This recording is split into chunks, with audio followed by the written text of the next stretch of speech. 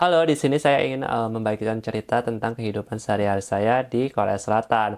Dan pada saat ini saya ingin mengajak teman-teman untuk melihat ke belakang tentang kehidupan saya. Bahwasanya saya berdiri di sini atau tinggal di Korea Selatan sudah hampir 6 tahun sejak dari tahun 2018. Pada saat itu saya mendapatkan SLC. Nah, sebelum saya mendapatkan SLC, saya menunggu kurang lebih 1 tahun pada saat kelulusan 2017. Jadi saya masuk LPK 2016 nih kalau diruntut 2016 masuk LPK 2017 lulus ujian dan 2018 datang ke Korea dan sampai sekarang ini. Dan itu perjalanan yang sangat panjang ya. Jadi buat teman-teman semuanya ya kalau misalnya tanya proses Korea ya panjang lah. Itu singkat cerita dari proses. Dan di sini saya ingin bercerita tentang keseharian saya di Korea Selatan supaya teman-teman lebih cepat adaptasinya dengan keadaan di sini. Yang pertama-tama saya di sini mengalami adaptasi tentang kerja. Kerja di Korea Selatan adalah Senin sampai Jumat pada umumnya ya. 8 jam dan menggunakan kerja sistem biasa PNS lah ya kalau kita biasa ngomong. Dan di sini juga hitungannya kalau misalnya di luar jam tadi 8 jam kerja 5 hari itu hitungannya lembur per jam. Jadi hitungannya kalau lebih dari jam itu hitungannya lembur per jam. Jadi kalau teman-teman harus ada tambahan uang masuk gitu ya untuk kerja tersebut. Nah selanjutnya untuk pekerjaannya buat teman-teman semuanya harus paham tentang kehidupan di sini bahwasanya di sini memang orangnya sangat tegas ya tentang pekerjaan, tidak bertele-tele, cepat dan konsisten. Jadi kalau misalnya A salah ya salah, kalau B salah ya salah. Tapi selain itu di luar pekerjaan misalnya jam makan itu ya sudah beda lagi suasananya. Jadi teman-teman harus paham tentang kehidupan yang ada di sini bahwasanya A ya A, B ya B, C ya C.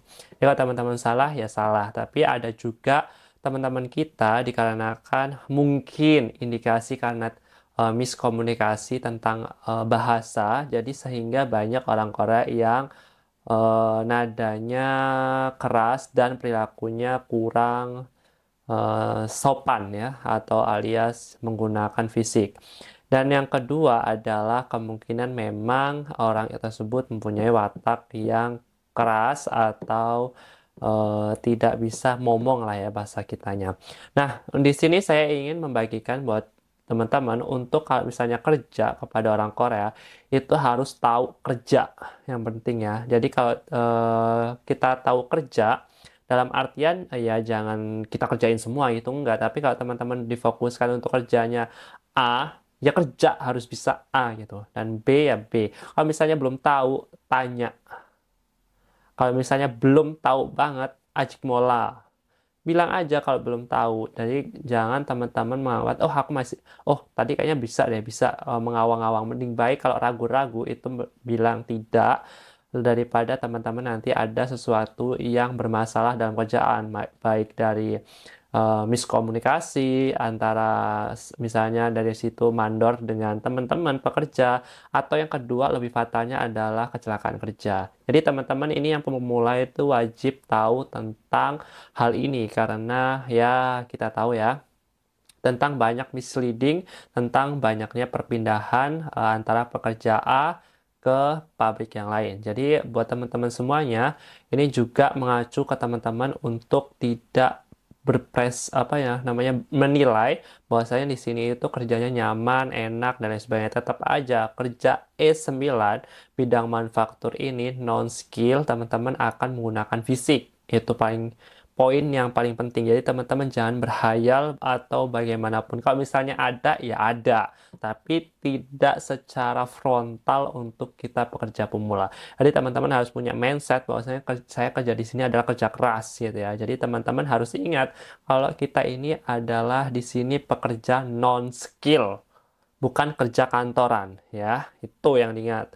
Selanjutnya teman-teman harus mengingat tentang jam kerjanya. Di sini jam kerjanya tadi ya 8 jam, 4 jam sekali itu istirahat buat makan. Eh, Hitungannya adalah 2 jam sekali istirahat coffee time. Jadi setiap 2 jam coffee time.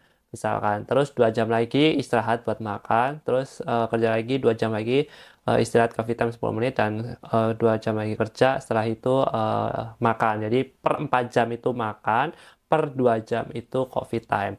Jadi buat teman-teman semuanya, itu sistem kerja di sini. Jadi tidak dibilang enak ya, enak. Saya soalnya belum pernah kerja di bidang pabrik di Indonesia ya, jadi saya tidak punya persepsi tentang pekerjaan di Indonesia. Jadi saya gunakan analoginya di sini aja. Menurut saya standar memanusiakan manusia itu ya untuk sistem kerjanya. Kalau masalah watak, kerjanya berat atau enggak, itu kan tergantung dari pabrik itu. Tapi kalau dalam sistem kerjanya memanusiakan manusia gitu ya.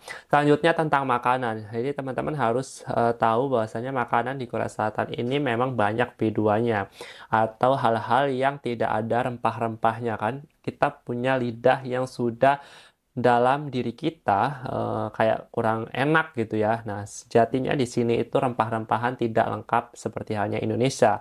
Jadi teman-teman harus menyadari bahwasanya makanan di sini hambar. Paham ya. Nanti kebiasaan kelamaan juga teman-teman akan menyukai makanan di Korea Selatan ini karena terbiasa dengan makanan sehat, non gula.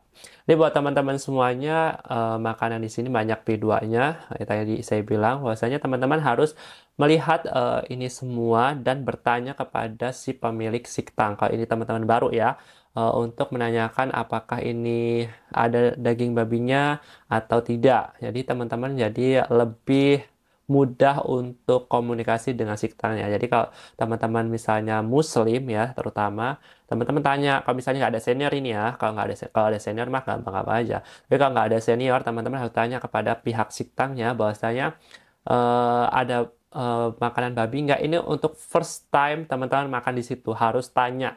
Kalau enggak, teman-teman nanti berkelanjutan, teman-teman apa ya namanya? Bahwasanya siktang itu berpikiran, oh kamu makan babi, jadi nggak apa-apa gitu disediain babi. Dan sedangkan teman-teman Muslim, kalau misalnya nggak makan, teman-teman bilang, saya nggak makan babi, saya Muslim. Biasanya bilang Muslim itu orang-orang Korea juga sudah paham sih tentang hal tersebut. Tapi kalau teman-teman meyakinkan ya saya tidak makan babi, nanti pihak sekitarnya juga akan mengkonfirmasi mau makan apa, telur, ikan, atau apa yang ada disediakan di restoran tersebut. Biasanya sih telur sama ikan ya, dua itu. Jadi teman-teman bisa mempertanyakan hal tersebut walaupun kita Muslim tetap juga menjaga konsisten tentang halalan tersebut. Oke.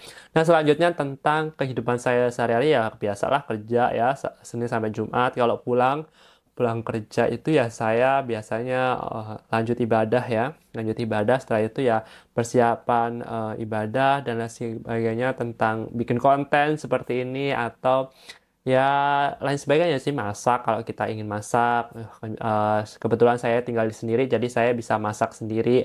Terus atau beli lauk di tempat lain atau sebagainya lah yang kita suka tentang makanan dengan waktu sisa atau nonton konten-konten lain sebagainya. Dan di sini saya menganjurkan untuk teman-teman kalau misalnya waktu panjang istirahatnya ya teman-teman gunakan semaksimal mungkin untuk ngobrol dengan keluarga ataupun membuat sesuatu yang bermanfaat seperti halnya belajar ilmu di internet, belajar apapun, e-learning apapun itu, teman-teman bisa akses sekarang dengan mudah dengan fasilitas yang ada di sini, dengan apa ya, kayak mudah aja gitu lah ya. Dan selanjutnya teman-teman, kalau weekend ya, itu hari biasa. Terus saya lanjut ke weekend.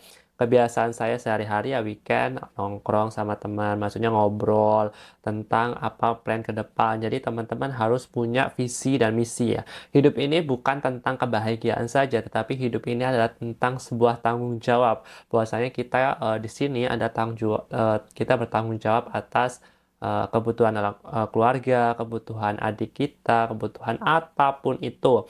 Pokoknya di sini adalah sebuah tanggung jawab yang kita harus capai tanggung jawab itu. Atau yang disebutkan dalam Erick Thohir ya Pak Erick, itu seperti halnya visi misi. Visi misi kita itu harus jelas ada di sini. Jadi teman-teman harus tentang kepada diri sendiri. Jadi kalau misalnya di weekend ya manfaatin untuk hal-hal yang apa namanya bermanfaat untuk teman-teman dan sekitarnya. Jadi win to win gitu. Jadi enak gitu, tidak ada yang dirugikan. Teman-teman mengasih insight, terus teman-teman juga ngasih insight balik. Jadi teman-teman bertanya misalnya tentang usaha, terus teman-teman juga kasih feedback yang tentang usaha. Jadi itu adalah pertemanan yang win to win. Jadi enak ya, energi kita diambil, kita mengambil energi itu, tidak ada yang dirugikan. Nah, selanjutnya teman-teman juga biasanya kalau weekend itu bisa gabung di organisasi yang kita bisa salurkan, yang seperti halnya kompak, organisasi masjid, organisasi paguyuban atau saburai dan lain sebagainya. Itu teman-teman bisa lakukan. Kalau teman-teman mau lagi lebih jauh lagi, teman-teman bisa masuk ke universitas terbuka. Di situ terbuka lebar tentang wawasan keilmuan akademis. Jadi teman-teman bisa masuk ke situ, nanti teman-teman bisa masuk lagi ke grup Perbika atau ya komunitas Perbika. Nanti teman-teman bisa membuat jaringan tentang pendidikan di Indonesia. Jadi teman-teman bisa lebih banyak lagi pengalamannya teman-teman tentang apa yang teman-teman inginkan. Jadi itu mungkin ke kehidupan saya Senin sampai Minggu kayak gitu aja sih. Ya kerja, pulang, kerja lagi, pulang gitu. Jadi kalau Sabtu Minggu kita bisa merefreshing ulang tentang kehidupan kita dan kita mempertanyakan tujuan kita. Jadi teman-teman harus diri sendiri penting, tapi bersosial juga penting. Itu tidak kalah pentingnya. Jadi buat teman-teman untuk terus belajar individual itu penting, tapi belajar tentang sosial juga penting. Jadi sama-sama penting, harus diseimbangkan biar kehidupan ini tetap netral, seimbang gitu ya. Tidak ada yang jomplang gitu ya bahasanya. Jadi buat teman-teman semuanya, untuk yang di Korea Selatan, nikmatin aja prosesnya, nikmatin aja saat ini, dan nikmati aja fasilitas yang ada di Korea Selatan. Bahwasanya memang fasilitas di sini sangat memudahkan kita sebagai manusia dari segi transportasi, informasi, apalagi ya, mata uang mudah. Jadi dimudahkan. Jadi buat teman-teman, walaupun dimudahkan semua, jangan sampai kita ya udah menikmatin aja gitu, tetapi tidak secara spesifik untuk ya tadi bertanggung jawab atas apa yang teman-teman lakukan. Ya kayak visi misi teman-teman di sini itu apa, tujuannya apa gitu dan sebagainya, harus ditanamkan dari awal teman-teman berdiri di Korea Selatan ini. Jadi semoga teman-teman yang ada di sini mencapai tujuan yang teman-teman inginkan, dan semoga saya juga. Dan semoga teman-teman di sini juga mengajak semua anggota-anggota teman-teman yang kenal untuk mengajarkan suatu pengalaman yang baik, untuk mengajarkan suatu tujuan usaha, apapun itu, kuliner atau bisnis atau e-learning atau apapun itu, teman-teman bisa salurkan itu supaya kita dalam posisi yang bertanggung jawab atas berdirinya di sini kita. Jadi kita tidak hanya sekedar menikmati fasilitas yang di Korea Selatan, tapi kita bertanggung jawab atas yang kita nikmatin itu, dibawa balik ke Indonesia dan kita salurkan ke Indonesia ataupun kesalurkan ke diri kita lah. Contohnya di e-learning kan itu juga bagus gitu untuk diri kita. Bukan hanya informasi aja yang mudah, tapi kita bisa menyerapnya dengan mudah dengan diri kita, itu jauh lebih baik. Jadi semoga teman-teman semuanya bisa mengerti ya percakapan ini dan tidak ngalor ngidul. Sejauhnya saya ingin berkata buat teman-temannya, buat semuanya ya, bahwasanya teman-teman bisa mencari sejauh-jauhnya mungkin harta teman-teman, sebanyak-banyak harta teman. Pada akhirnya teman-teman akan mengerti bahwasanya harta yang paling berharga adalah ketidakpunyaan. Jadi teman-teman nanti akan pada titik di mana teman-teman paling berharga adalah ketidakpunyaan. Dan semoga teman-teman bisa mencapai titik tersebut. Semoga teman-teman bisa bermanfaat untuk semuanya, dan semoga teman-teman bisa menjalin silaturahmi kepada siapapun. Sampai jumpa. Wassalamualaikum warahmatullahi wabarakatuh.